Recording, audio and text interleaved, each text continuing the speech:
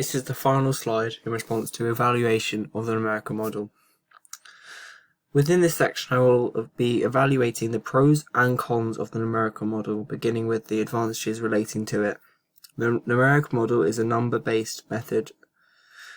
therefore making it objective, as the conclusions made are based purely on raw numerical data, providing no room for subjective biases or opinions.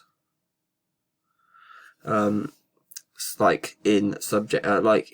qualitative data analyses,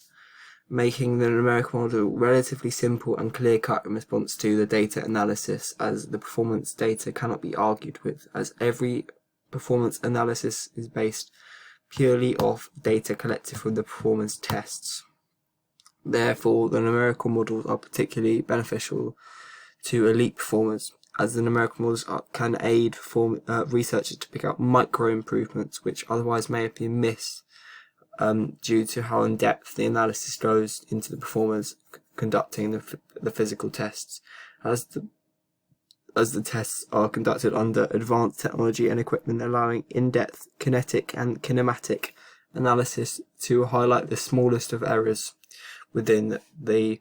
performer's technique and overall tests, to raise the performer's play into better overall performance, offering specific refined adjustments to enhance the elite players' performances.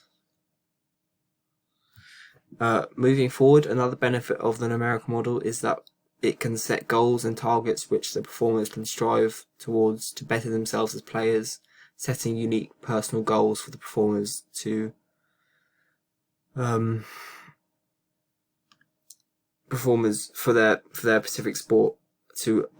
correct their weaknesses, to make them the best possible player they can be. On the other hand, the numerical model also has multiple disadvantages relating to it.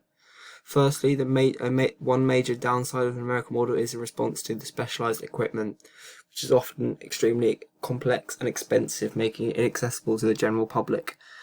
at the grassroots, such as low-tier sports clubs in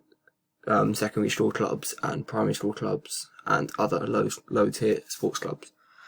As firstly, they will be unable to afford the expenses, and secondly, they will most likely not have the extensive knowledge to conduct the complex physics and mathematical equations required to utilize the equipment and the results correctly.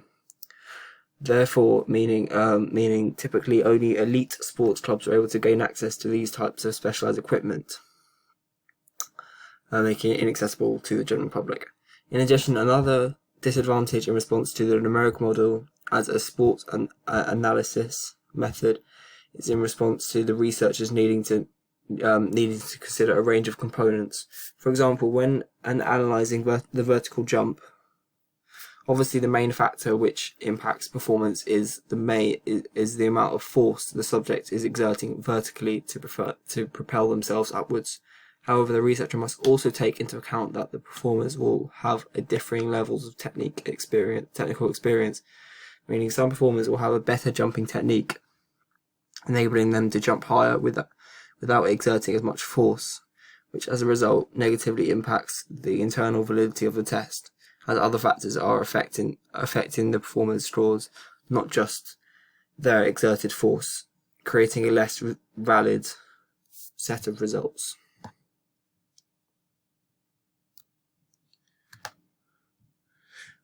Bibliography for Unit 6.3.